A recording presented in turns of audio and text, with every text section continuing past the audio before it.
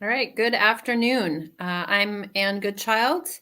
I'm the moderator of today's fireside chat. I don't think we have a fire, but that's the flavor of our conversation today. We've recruited a panel of experts to talk about how zero-emission urban last-mile deliveries are working for cities today. And this is really an amazing group because all of them are actually working in the space, working on the ground, doing zero emissions urban delivery now, and wanting to share their knowledge and get conversations going around how we can scale, how we can do more, how we can expand zero emissions deliveries to a larger set of communities and a larger set of cities. So before we begin, I'm going to introduce our panel and myself. I am the founding director of the Supply Chain, Transportation, and Logistics Center at the University of Washington. One of the initiatives of that center is the Urban Freight Lab that we launched about 5 years ago. And it is really the nation's first work group focused exclusively on solving urban last mile challenges. And we work collaboratively both with the public and private sector in that work. We have Adam Bryant, who's the CEO of AxleHire, who provides shippers in 11 urban areas an expedited urban delivery service focused on the last mile, using their tech-powered last mile as a service platform.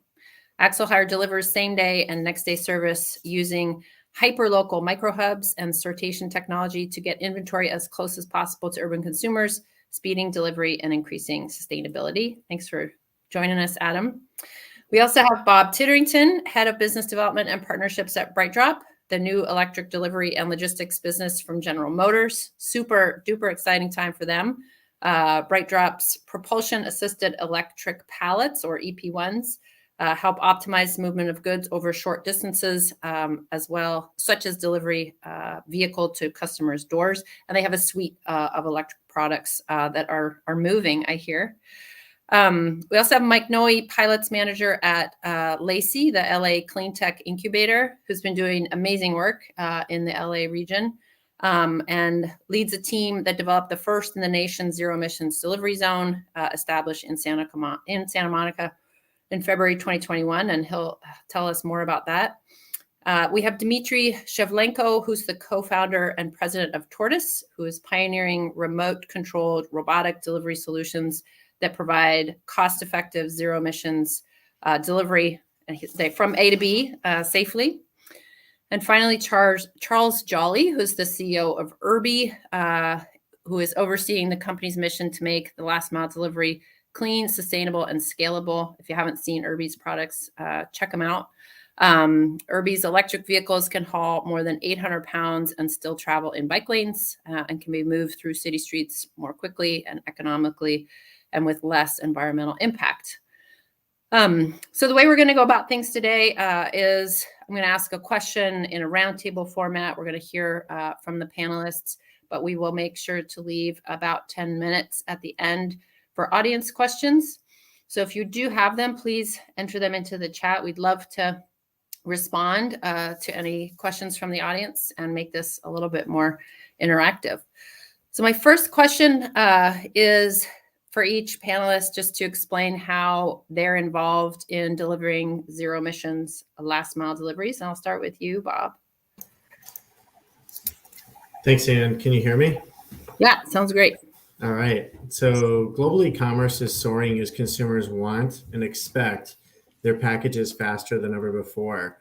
The pandemic has only accelerated this. And in fact, according to the World Economic Forum, growth in e-commerce is expected to lead to a 36% increase in delivery vehicles on the streets of the world's top 100 cities by 2030. Just think about that. Mm-hmm. This growth is not only leading to dramatic increases in greenhouse gas emissions, but is also increasing congestion on our streets and creating safety hazards.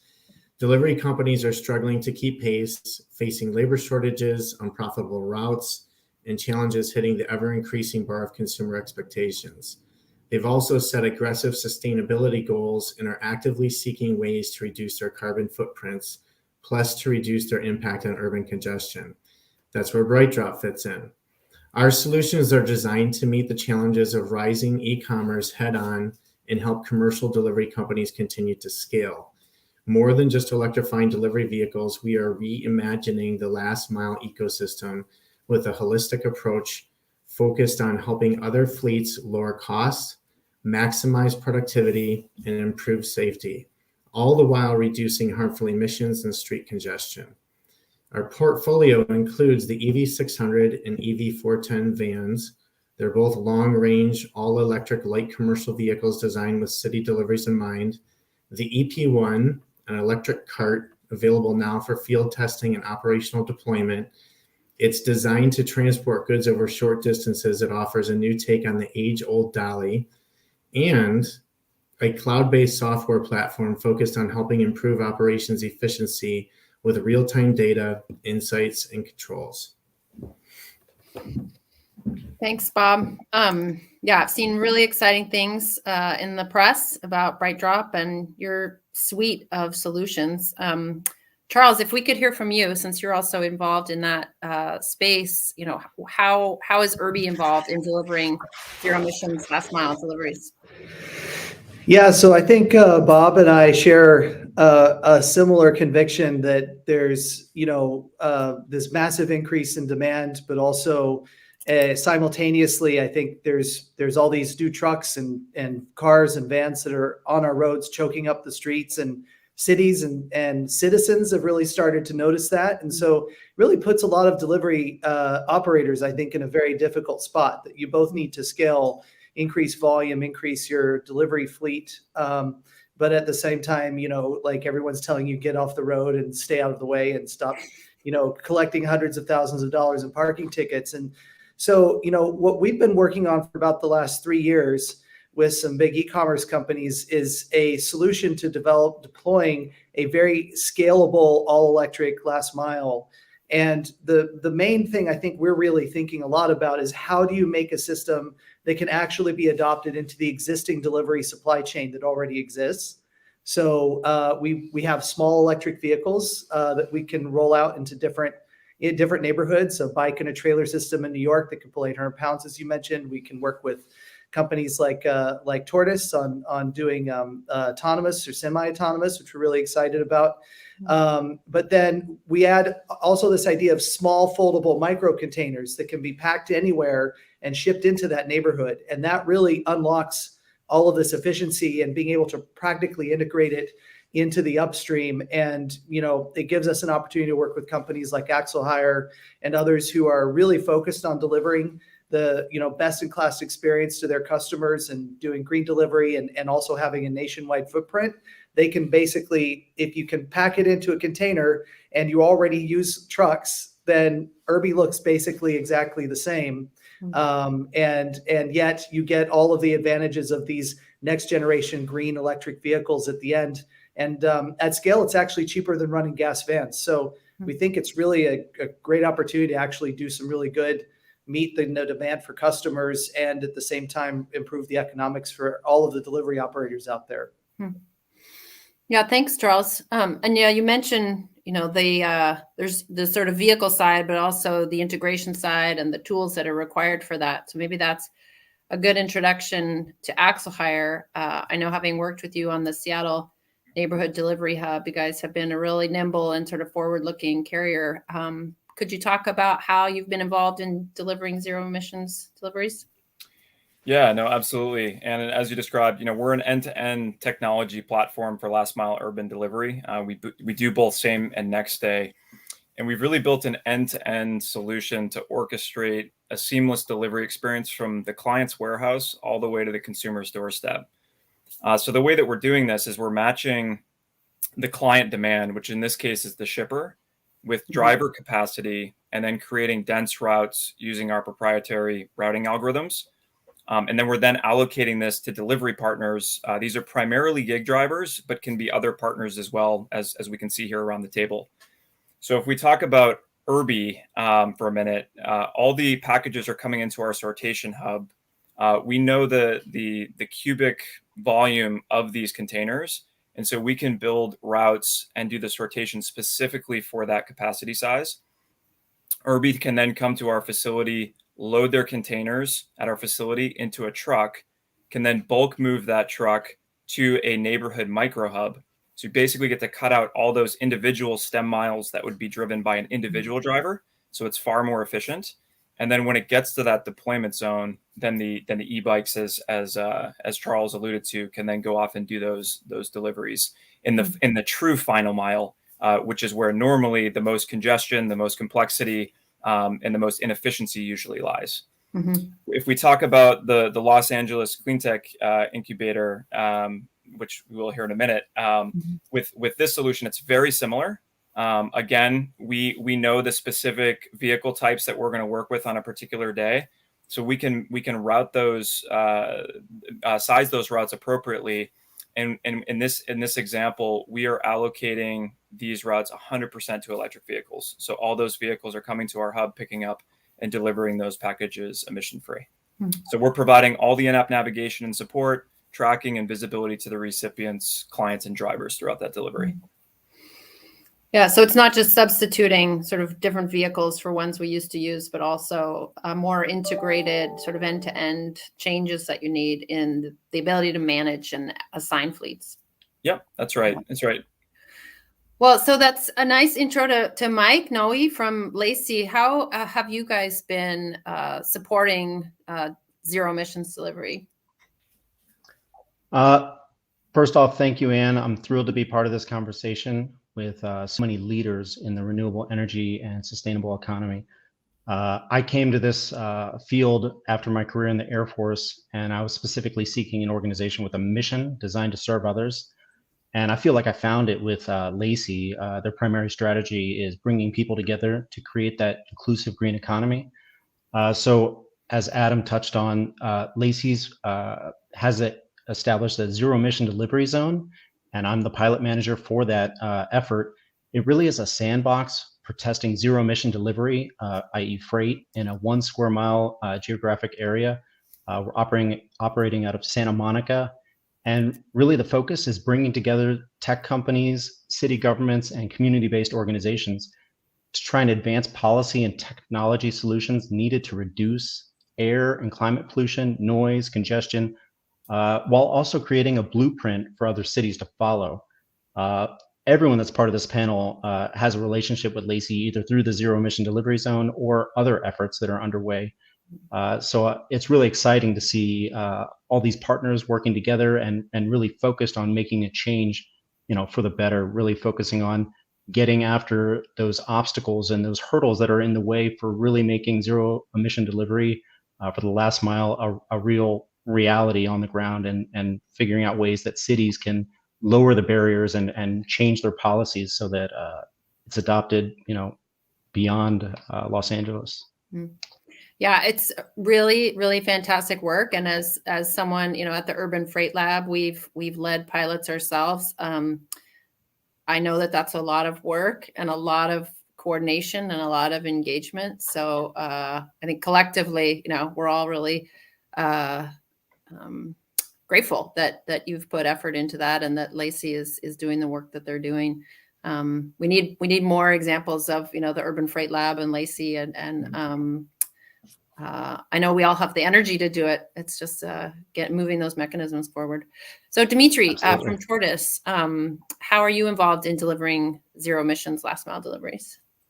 Hey everybody, it's a real treat to be part of this awesome panel. Thanks everyone for listening. Excited for the conversation. So Tortoise, we make a zero emissions remote control delivery robot that can carry 250 pounds of goods. And it goes an average speed of 4 miles per hour, top speed of 8 miles per hour. And what we've done that's a bit different is we've really created a modular platform where on the same robot, you can load on very different types of containers. So we worked with AxleHire being part of their logistics network, and we had containers for that. We work directly with top grocers like Safeway and ShopRite, and we have last mile delivery containers designed for that use case. And they're all modular and slot onto the same robot. We've worked with grocers on middle mile use cases with one big large container that was transporting 100 grilled rotisserie chickens between a prep facility and a store that was selling them. And we're just doing that same route back and forth. And so by focusing on these modular use cases and not starting with autonomy as our North Star. So 100% of the time, we are remote controlled. There is somebody that is looking out of the cameras that are on the robot and using a Xbox controller at a low speed, driving it from A to B. So we're not trying to replace humans. We're trying to empower people to do last mile, middle mile logistics work from the comfort of their own home anywhere in the world. And we're in doing so, making the last mile, the middle mile more affordable, easier to staff in the current environment, and ultimately a lot more sustainable. Thanks, Dmitry. It's a really exciting time to be, in transportation. It's a particularly exciting time to be in the last mile and in zero emissions. There's a lot of need, right, to find efficiencies and to reduce our carbon footprint. And I know, innovating takes, especially as an entrepreneur, takes a lot of work and a lot of commitment. I enjoy being part of that, but I sort of collectively want to also thank you as, innovators and entrepreneurs in pushing and making progress. So maybe and Mike, I think, mentioned, there are substantial challenges that sort of collectively we're working on to make sure we move forward with zero emissions delivery. I guess I'll ask each of you to speak to sort of what you're focusing your efforts on now. What do you see as kind of the next focus or challenge for your organization? And Charles, maybe we'll start with you. But what are you focusing your efforts on now? Yeah, so I think as I mentioned, we've been developing our platform with a number of partners, large e-commerce partners, for the last 3 years or so. And I think one thing that we've definitely learned is as anybody who's been in logistics will probably tell you, but one of the hardest things about this space is it's pretty easy to come up with something on a whiteboard, and then you ship it and you'll find out all of the subtle ways in which it doesn't quite work and you have to tweak it. And so getting these systems to actually work at some scale is just a very, very long road of real world deployments, meeting your high expectations until you get something that really works. And so now that seems to be functioning, and I think we've settled in on a couple of different major types of containers that tend to satisfy a lot of the different cargo needs, and we have vehicles that can go into a lot of areas. I think the next step for us is really focused on getting that footprint into all of the neighborhoods, and that means working with cities and and bringing on the partnerships and local delivery providers and everybody else that needs to make it really turnkey. I think what people don't realize when you buy a van, one reason it's so hard for us to move to some new systems is that you get so many things for free when you get a van, with fueling stations and service centers and trained drivers and insurance and all of that. And so we really view it, that's like, I would say 80% of my energy these days is really focused around solving for all of the other pieces beyond just the new vehicle type, but also, how do you actually really make it turnkey for someone at scale who has, 10,000, 100,000 packages a day they want to flow through into this? How do you make it quick for them to turn it on? And that's a lot of trial and error and just building brick by brick until you get there. Yeah. And building partnerships like we are with everyone on the screen, really. Yeah, I feel really strongly as well that research, right, as part of what you guys are doing, and we collaborate with that. It's irreplaceable to do on the ground work, and that has to be done. So yeah, couldn't agree more.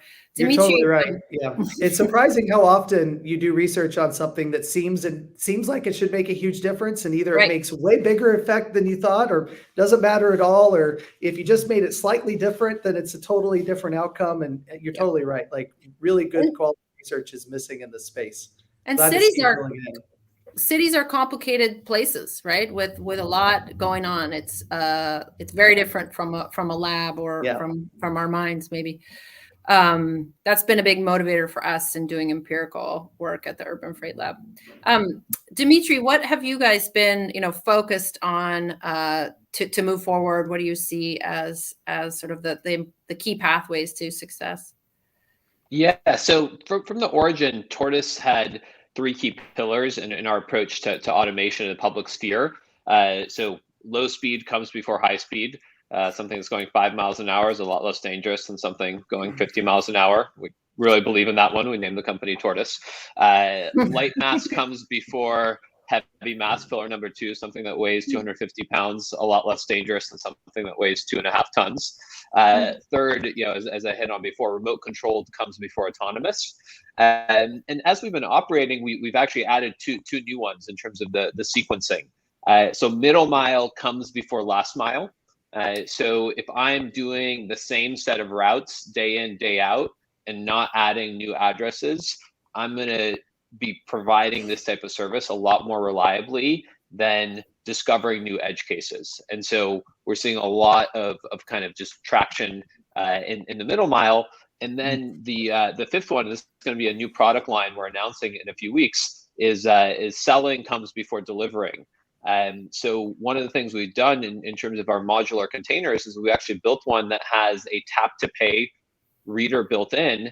And so we're now helping merchants with a mobile smart store. So it's a mobile vending machine that you can put in different positions throughout a city throughout the day, and help kind of, in some ways eliminate the need for delivery by bringing goods to people, before they need to order it, right? So anticipating that demand for deploying it and making it super accessible. So that's going to be a big, exciting push for us in 2022.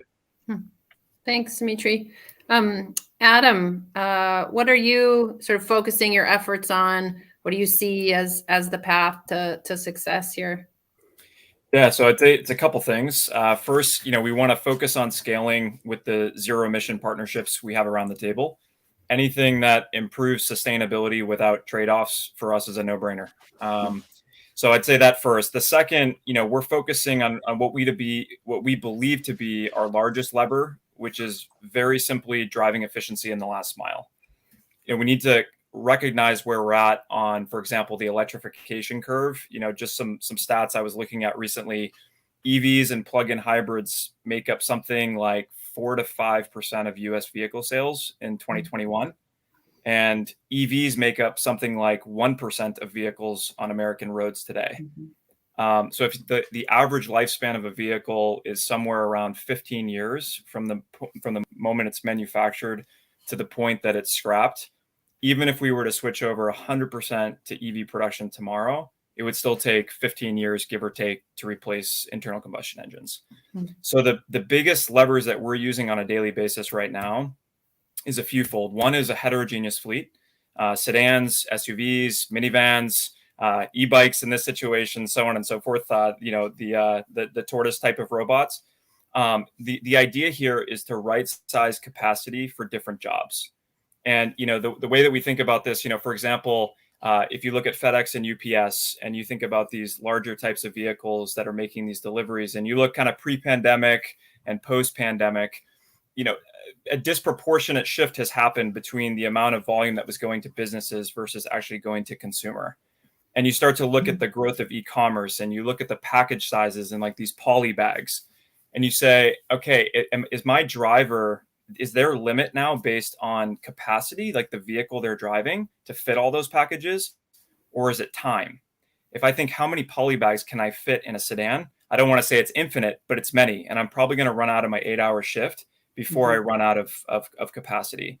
And so does it make sense to have a 6 to 10 miles per gallon big truck driving up and down residential roads? Not necessarily. So if we can find the right tool for the right job, that's a big lever that we have to boost efficiency.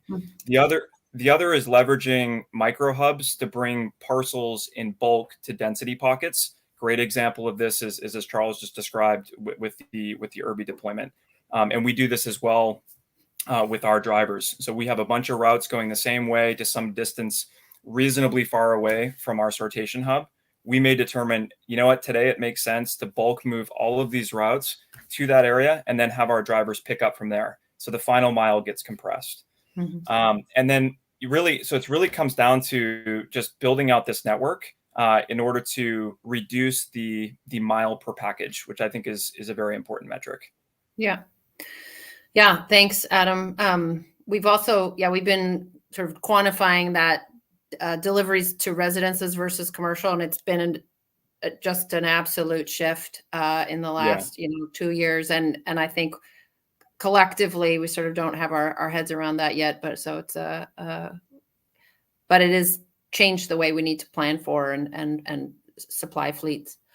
And of course, our whole model is aggregation and batching, right? The point-to-point style of delivery makes it very, very challenging to deliver sustainably.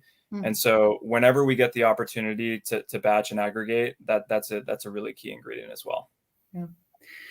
Thanks. There's so much more I want to ask, but Mike, for you guys, what are you focusing your efforts on now? What do you see as a pathway to success? Yeah, absolutely. So me specifically at Lacey, the project I'm running, the Zero-Emission Delivery Zone, we're in our second year. The city of Santa Monica agreed to extend for a second year through the end of this 2022. And we're really going to focus our efforts on increasing and integrating our understanding of the automotive curb data. Those are the cameras that are staring directly at the curbs, where we've created prioritized EV loading zones, which has been a challenge for some delivery partners finding places to park. That's an issue that wasn't really aware of until we started shining a light on it. We're also seeking to recruit more delivery partners and implementing a delivery hub, a micro delivery hub, along the lines of what Adam and URB-E are partnering to develop. And really, we're just trying to drive the usage amongst the local businesses. We found, everyone understands in general terms what EV delivery and last mile delivery is about, but until you bring it to the local businesses and present it in a way not only makes sense, but is, delivering value to them, lowering their costs. It really doesn't, take hold. Lacey writ large is on a tear. In fact, I would say we've got over a dozen pilots going into effect this year. And a lot of that's from the new administration's pivot to, the green economy and, renewable energies.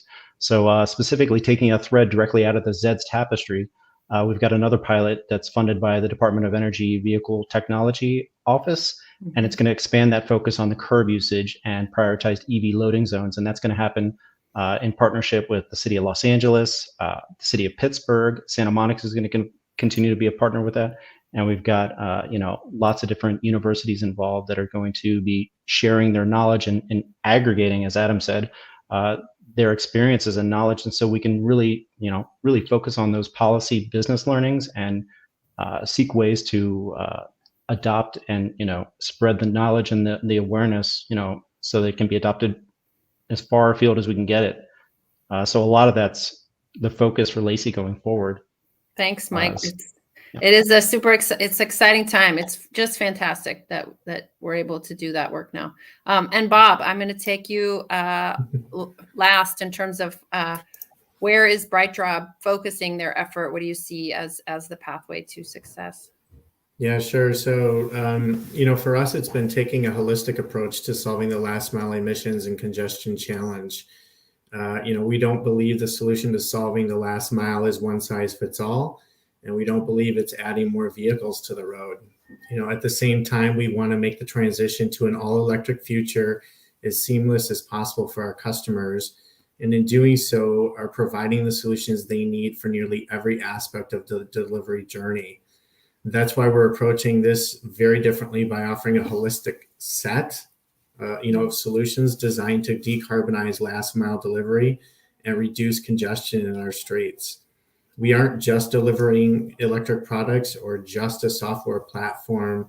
We're really providing an entire ecosystem of hardware and software solutions designed to help lower fleet costs, maximize productivity, and improve safety. So if you look at the cost of delivering a package today, not only is that really focused on a small percentage of which is the vehicle. It's like 15%. There's the other 85%, which is really the opportunity we're targeting with the broader ecosystem. With the backing of General Motors, we think that EVs are the easy part to understand and scale, and we view them as the platform for which we're building everything else around.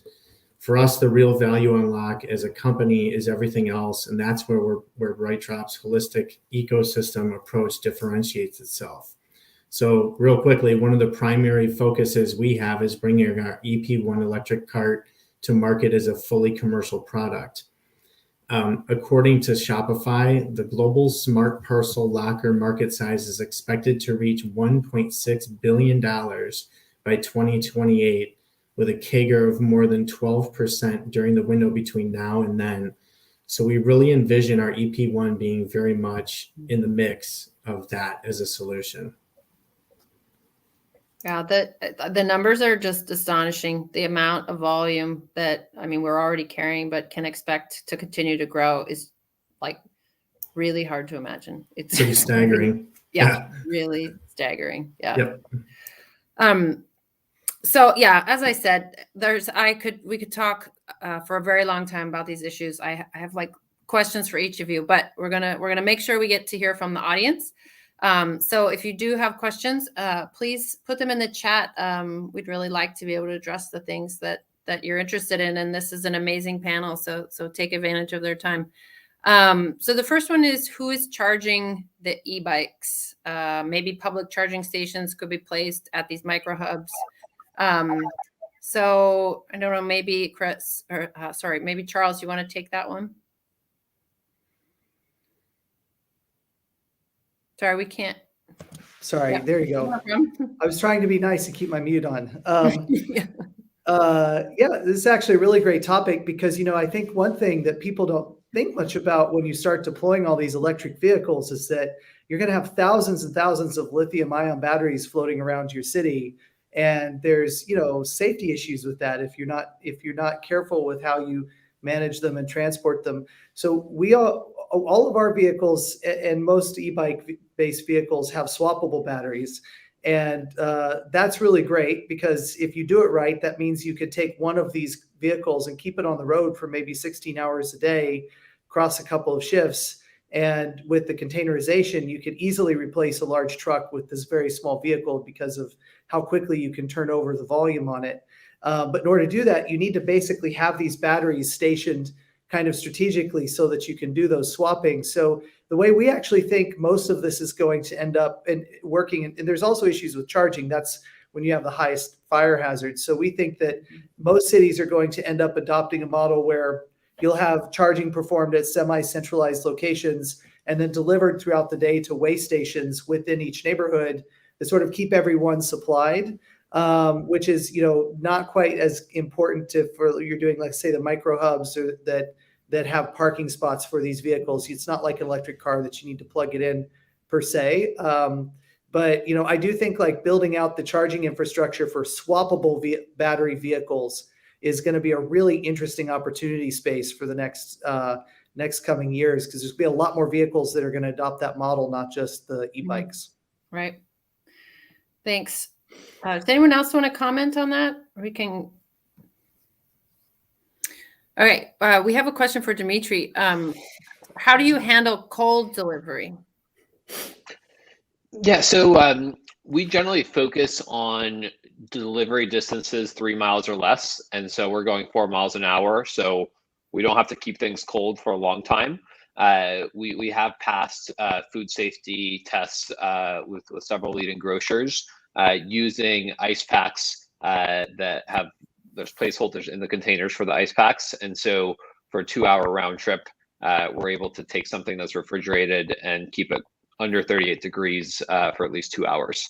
And so, because again, we're not going these longer distances, it's a simpler problem for us. Mm-hmm. Thanks.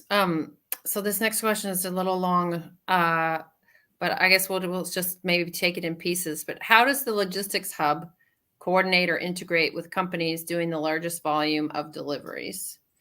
And And is zero emissions last mile delivery currently economically viable, especially in areas where it's not subsidized in some form or mandated? If not, what are the biggest hurdles to making autonomous plus electric delivery more economically viable than traditional delivery means? So yeah, anyone want to tackle that one? Let's see. I think the first one was about how does the logistics hub coordinator integrate with companies doing the largest volume of delivery. So I can speak from AxleHire's perspective on this. We do not integrate directly with other carriers. We work directly with the shipper. So we're essentially, think of it as we're another solution for those shippers. So we're all delivering. We like to think that we're delivering a superior experience to all of these shippers, but yes, we're not integrated with other carriers. And I would just add that there are, currently a number of different models that are being experimented with in terms of hubs. That's where we are. People have ideas and are testing solutions. And as Charles mentioned, we need to do that on the ground. So I wouldn't say there's like one model for a hub. The hub that we ran in Seattle was open to multiple partners. They can basically operate independently in the same space. So yeah, I think it's up for experiment at this time. We will work with other carriers like DSPs in that example, and we can be integrated directly with those. But for FedEx, for example, they've got their own hub and spoke network, their own assets, their own drivers. So it's just a different model. Yeah. Can I just please. Can I throw something on the zero emission bit? I think that so like our vehicles, we actually do get positive unit economics on it once we get to a kind of a minimum level of scale. It's not very high within each neighborhood. But I think what's really more interesting about that is that I think one thing that people maybe don't always realize is that there's a lot of attention that goes to the sort of, get me a burrito, get me a toothbrush in 15 minutes. And, that's where the e-bikes are being deployed, and that's zero emission. But actually, those are very hard to make economical. Like the way to make delivery scale, it's all about density. You need to have a lot of packages per hour that you get delivered. And, some of that is the routing and packing tech, sorting tech that like AxleHire does. And then some of that is like having the technology itself, like what we deploy. It's meant to carry very high volumes of packages, 800 pounds. It's not like a small amount. And that's really, really crucial. So you can get to positive unit economics with all electric. I think that, and I think EVs, by the way, are really important. Like electric vans and trucks are going to be a really important part of this, but also, just like thinking we're just going to swap out EVs for gas for EV is like saying you're going to build a faster horse. I think like the way that you get to good economics is really embracing the electrification kind of attributes from the ground up and rethinking your whole system that way, which a lot of us here would probably agree with. But I think it can be economical, but it's not as much of a straight line as a lot of people think about when they first get into it. Absolutely. Yeah, and I think to piggyback on Charles's comment, I think the metric that's really important here is utilization of the asset. We can talk about a purely electric vehicle. We can talk about an ICE, but let's zoom out beyond the vehicle itself and talk about utilization, because that's really how many drops per hour are you doing. This kind of the new craze that we've heard about 15-minute delivery. I'm going to get it to you in 10 minutes. That really makes it challenging, right? Because it cuts out your planning time, it cuts out your ability to aggregate, and it cuts out the ability to drive that density. Yeah. I came from electric bus industry is just one example, and there, our metric that we were looking at was kind of miles per gallon equivalent, and we would compare that to a diesel, which is the right comparison. We're making a bus, they're making a bus. How much more efficient are we? And of course, much more efficient, right? Electric bus. Now, if I'd be driving around the Bay Area, though, I would often see buses with 3 people on them. And so the challenge there is like, okay, great. We've got this bus that's much more efficient, or it's not efficient, from a powertrain perspective. But if it's carrying 3 people, why don't we put those 3 people on a sedan? You know what I mean? So it's just I think it comes down to the right tool for the right job and then driving utilization. Yeah. Thank you, Adam. And I want to take one more question before we have to wrap up, and that is directed at you, Adam. It says, I'm wondering if you have to alter package sortation and loading practices based on the type of vehicle, and if that's a challenge to scaling. For the most part, the beautiful thing about the way we do things at AxleHire is the software takes care of most of all of this. So the way that we route, the algorithms that we use, we can kind of pre-plan. We know what capacity we want to design for, either just using predictive. We know how many vehicles showed up of this nature yesterday or the previous Monday, or we'll have some of this stuff lined up in advance. And so we can make all of these routes using the same exact process, just dynamically. And so it will tell us when those packages come in, which route to put them on. So when Charles's team comes and they've got their containers and they hold X number of packages, that route is already pre-configured. Mm-hmm. But that's, yeah, and that takes a different perspective kind of from the ground up, right? That you've already baked into the way you've tried to approach this problem. Mm-hmm. Yeah. Yep. Yeah. Awesome. Well, I want to thank the panel. I feel like we just got going and there's so much to talk about, but that's where we are. And thanks for your attendance. Appreciate all the questions from the audience. And we'll sign off. Thank you, everybody. Thanks Thanks guys. for everyone. Bye, Nice to everybody. see you. Bye-bye.